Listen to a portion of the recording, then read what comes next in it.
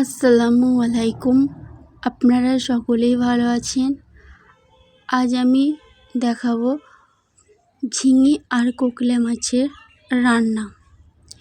আগে থেকে আমি কেটে বেছে ওগুলো পরিষ্কার করে রেখেছি। আর কিছু মশলা যেমন আদা বাটা, কাঁচা লঙ্কা আর পেঁয়াজ। এবার তেল গরম হয়ে গেছে। একে একে হলুদ নুন মাখানো মাছগুলো আমি দিয়ে দিচ্ছি কড়াইতে। দেওয়া হয়ে গেলে ওগুলাকে ভেজে নিতে হবে ভালো করে, সুন্দর করে, যাতে মাছটার গন্ধটা কেটে যায়। সুন্দর করে হালকা আঁচে আমি ভেজে নিয়েছি মাছগুলোকে। মাছ ভাজা হয়ে গেলে মাছগুলোকে একটা বাটিতে, একটা পাত্র আমি তুলে নিয়েছি।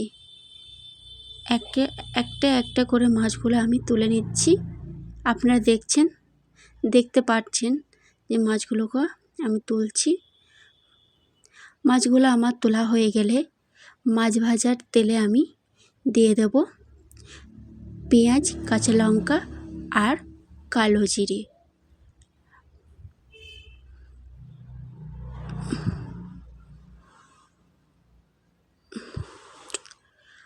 আর কিছু মশলা দিয়ে দেব। আপনারা চাইলে আপনাদের মতন করে রান্না করবেন। আমি যতটুকু পেরেছি আমার মতন চেষ্টা করে এই মাছটা রান্না করছি।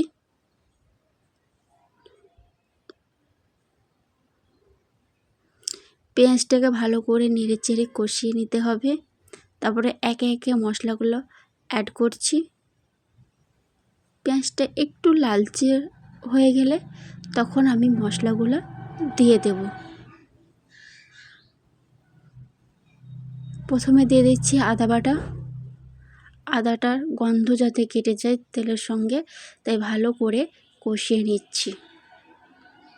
আদা বাটা কষানো হয়ে গেলে আমি দিয়ে দেবো জিরে কোটা। জিরে কোটা দেওয়া হয়ে গেছে আমার।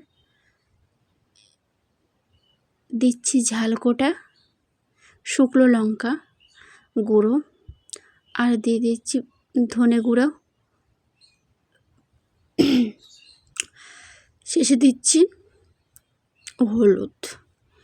এই মশলাগুলোকে সুন্দরভাবে কষিয়ে নিতে হবে।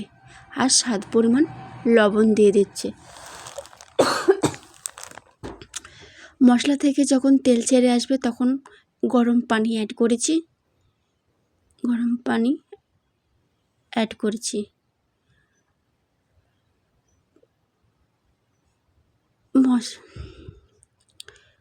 দিয়ে দিলাম ঝিঙে, আগে থেকে ভেজে রাখা মাছ। এবার মাছটা ফুটে গেলে হালকা আছে,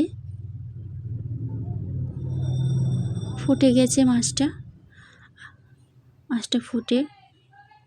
হয়ে এসেছে। মাছ আর কোকিলা মাছ ঝিঙের তরকারিটা হয়ে গেছে। ভালো লাগলে লাইক, কমেন্ট, শেয়ার করে দেবেন।